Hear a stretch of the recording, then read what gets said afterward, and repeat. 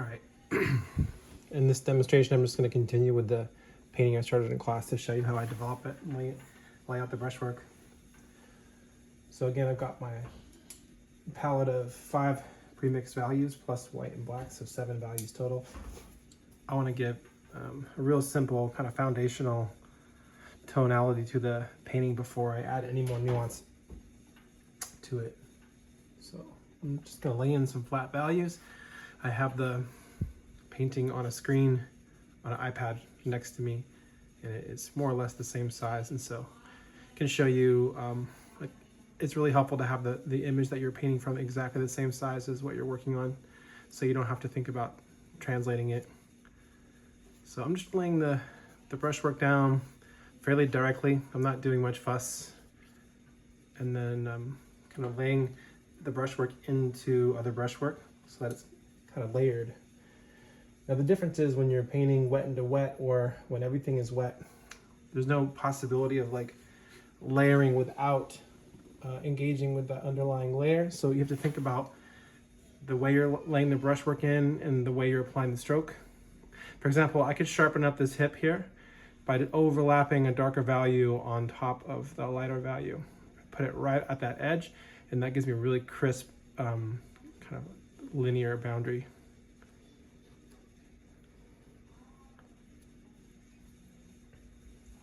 This is not the darkest dark that I'm using. This is I think it's a 10% or something like that. Just using a little bit of solvent to thin the paint, just enough to make it kind of like ink in texture. This paper can be pretty dry, so you have to compensate.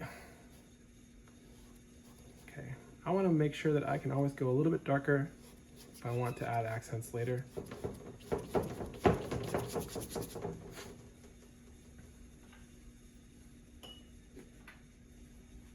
One of the trickiest things about painting is this layering effect. It's very difficult to understand what's going to happen unless you have some kind of practice or knowledge. So I think the learning curve is really steep, but the more you practice it, the more I think it makes sense. It's much more intuitive.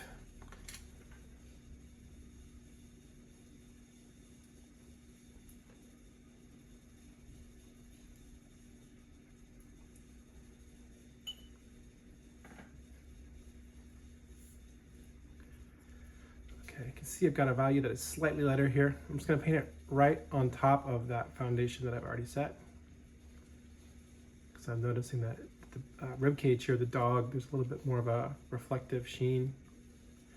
These little changes in value are really effective,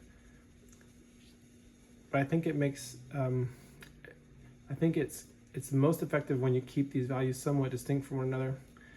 So don't overblend things. That might be the tendency, especially if you're a little bit self-conscious about the way your painting looks or something. Just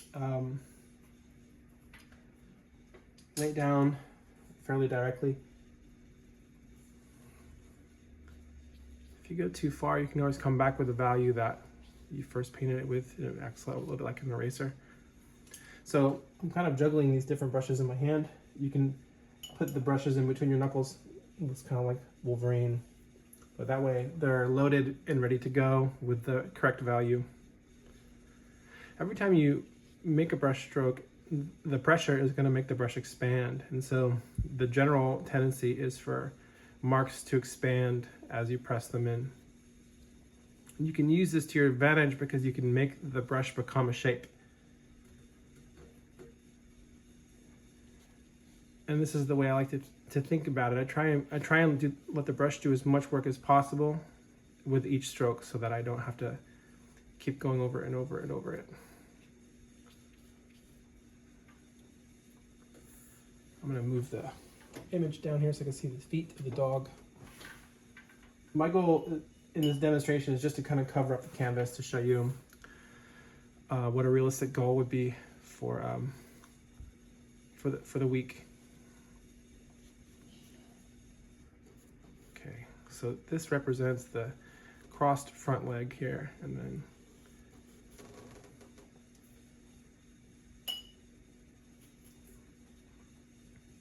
there's lots of little changes and variations in the tone and the texture of the paw, like for the toes, for example. But for now, I'm going to see it as a larger, almost like a flipper, and I'll add variety on top.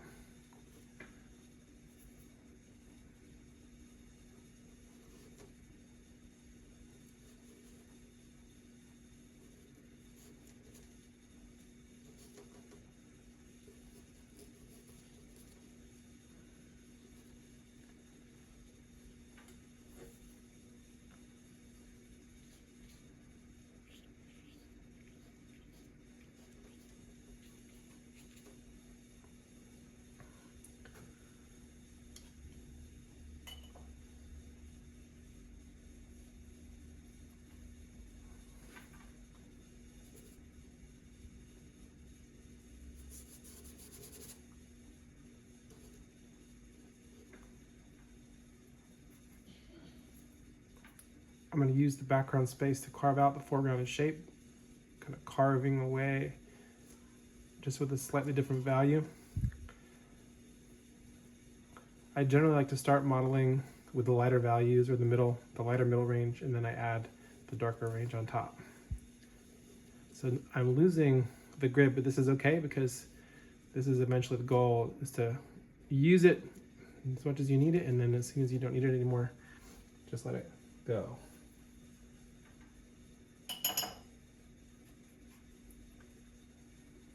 Let's see.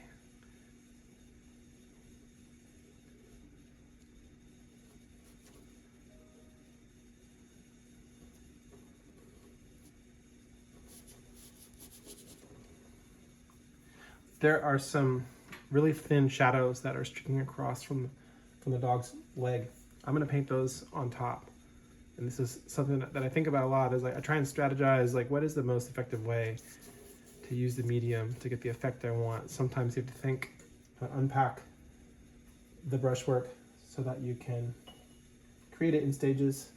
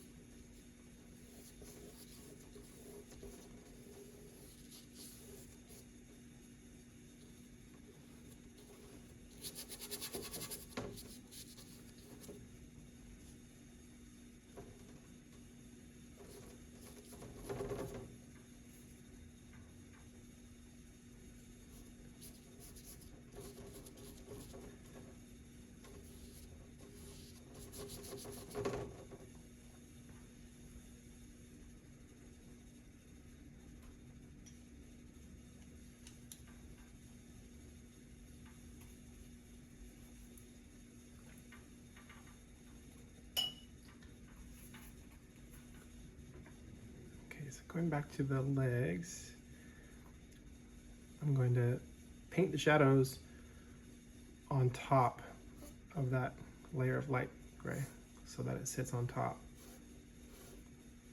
Each stroke that you make is going to hide what's underneath it. So this is really to your advantage. You can use larger shapes to carve out smaller ones by flipping back and forth between positive and negative.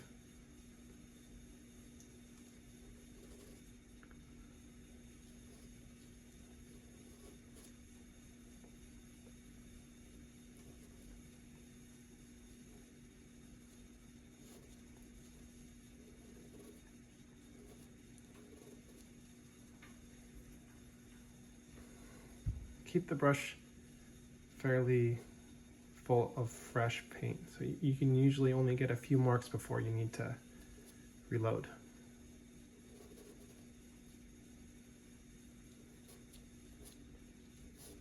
I'm not so worried about making a mistake because I can always use a tone or a color to kind of correct.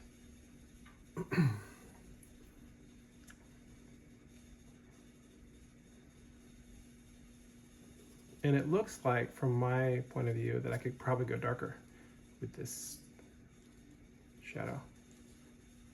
I usually try to undershoot the values so that I can always go either darker or lighter.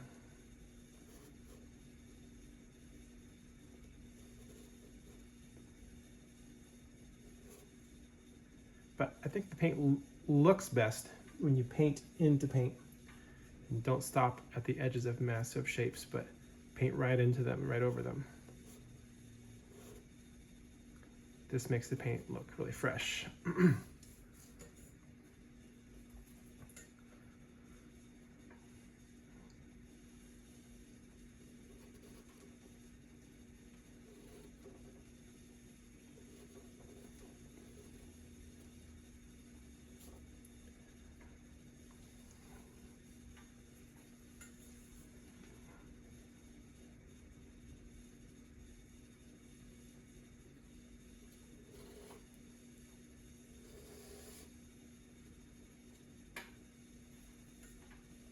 Turning the brush sideways will give you a nice thin line.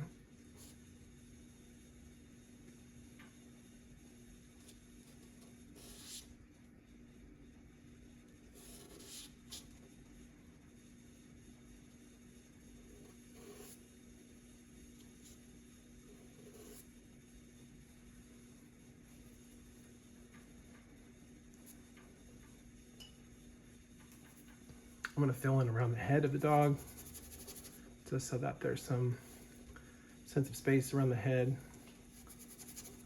It looks like there's like a platform that he's walking on. She. The areas that are left white, I'm just kind of leaving them because I need to see the grid, because I haven't quite drawn them yet. But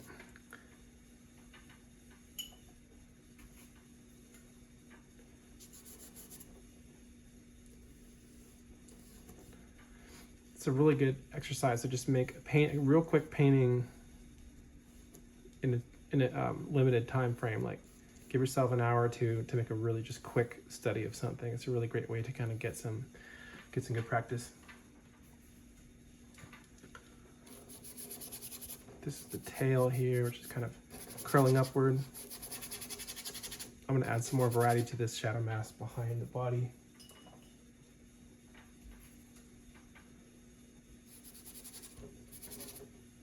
I've left this blank because these margins here are not really that important. I can always crop them out.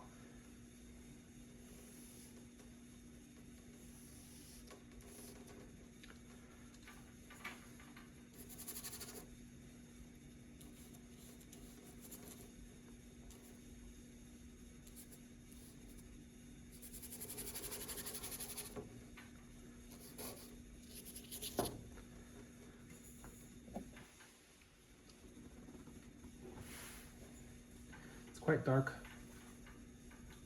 behind the head of the dog here, so I may add a little bit more variety into the darks behind here. Similarly, like there might be some darker values in front on the chest.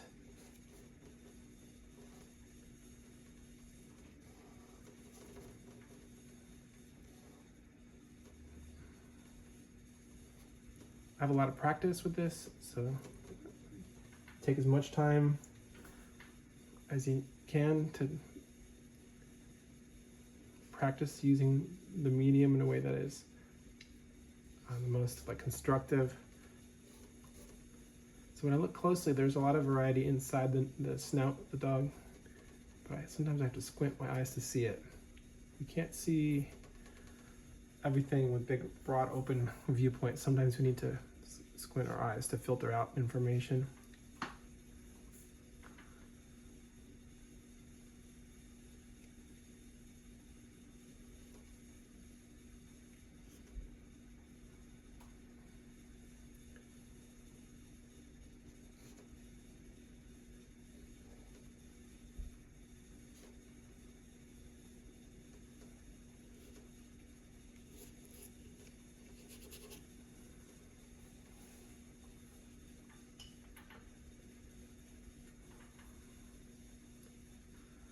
It looks like the ear just completely blends in with the far side. So for now, I'm just gonna let it blend in.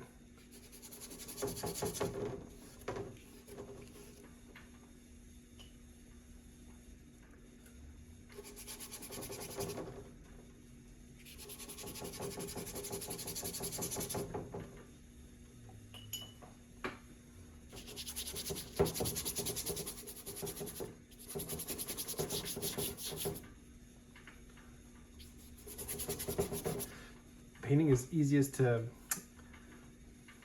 model when it's all wet.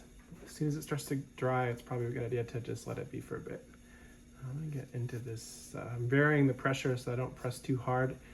I'm just kind of combing through here. I'm gonna add a couple of smaller shapes.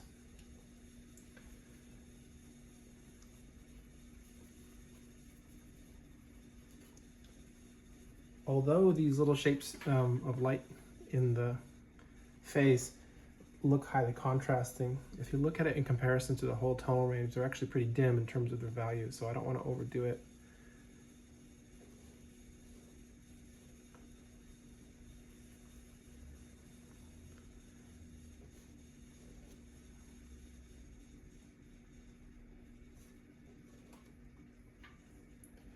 You'd be surprised how little information you need to get the illusion that you're looking for. It doesn't take a lot if you're looking at the right kinds of information.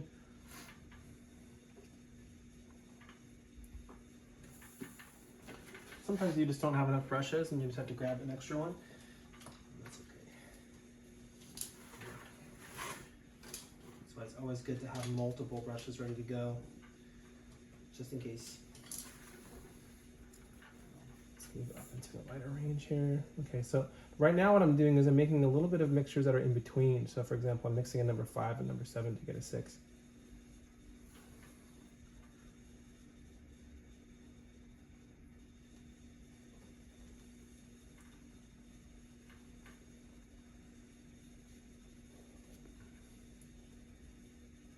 Sometimes you have to think about the direction of the stroke itself so that you can maximize the mark making aspect, which is part of the title of this class, is mark making.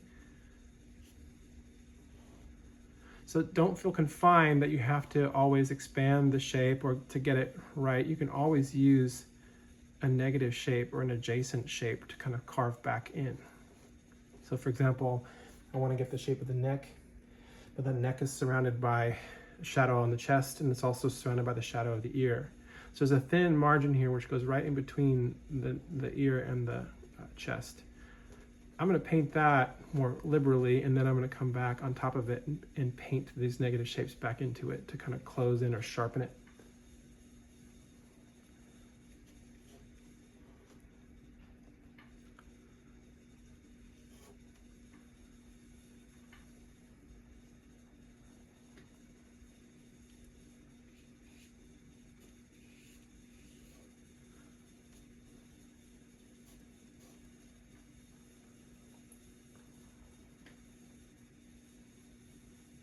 There's also kind of a wrinkly smiling cheek on the dog, so I want to get that, but first I have to get the larger shape that's underneath those.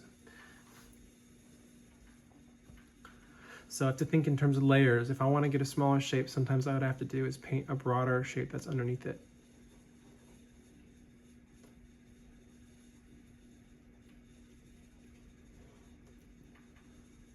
And this process of going back and forth can sometimes take a long while, so just take your time, but I think it's most helpful to realize that things can be changed. You don't have to get them exactly right in the first instance. They can be shaped for a long time afterwards. This is why oil painting is so versatile, is that you have the ability to alter what you've done, make it more and more like what you want it to be.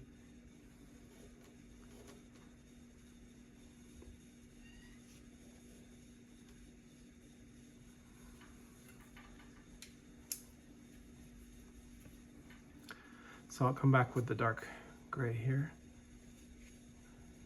and I'll come back over the neck to sharpen that shape.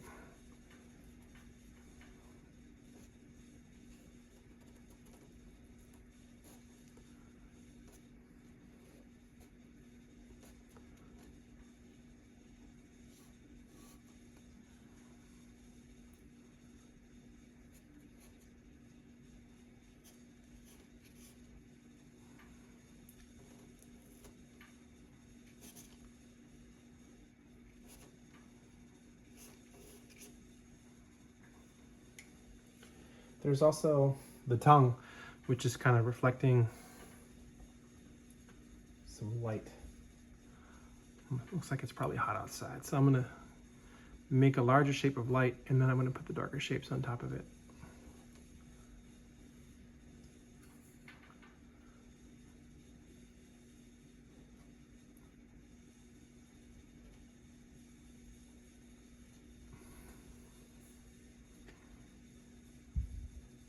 You can think about the directionality of the strokes too. For example, if I describe the leg with marks that go across the leg, it will really emphasize the sense of volume. I can also simulate the directionality of the hair on her coat, just with some directional marks. So think about the direction that the mark is being made, how the paint is being applied. This is going to have a big impact on how the paint reads.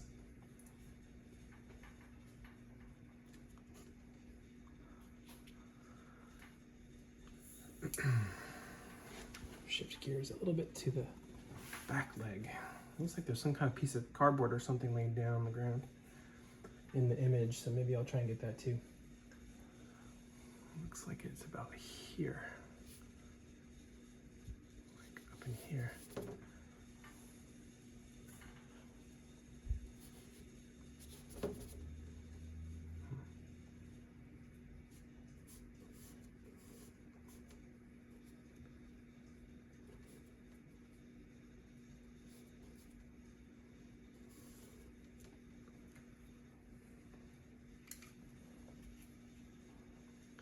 Okay, well, it's been about 20 minutes, but hopefully this will give you a good idea of what you can do with this medium.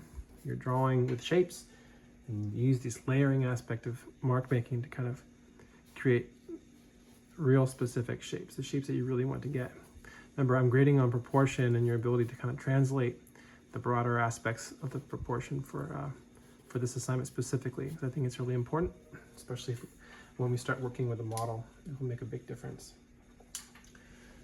I get a little bit of light on the back leg here because I think that I missed this part, but the leg is kind of being retracted here, flexed, and the foreleg is in front of it, so I want to get the sense that there's a leg back behind here.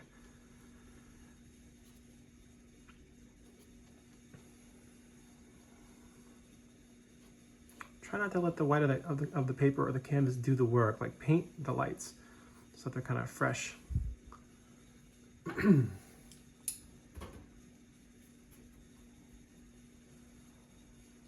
Keep in mind that if you're using a screen or something to view your image, it might exaggerate how bright something appears.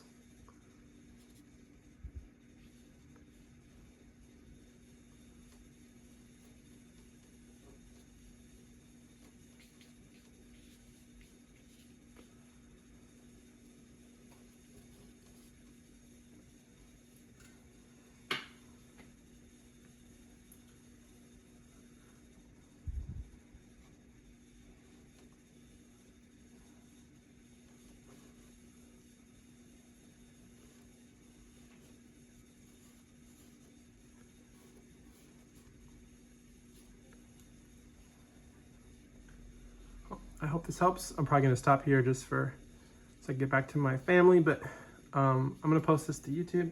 Leave some comments if you have some specific questions there. You're welcome to watch this, whatever speed you want, but please leave me some feedback. And if you want me to address a specific issue in another demo or something down the line, just let me know the kinds of things that you'd like me to do. I'm just going to do a little bit more work here on the back.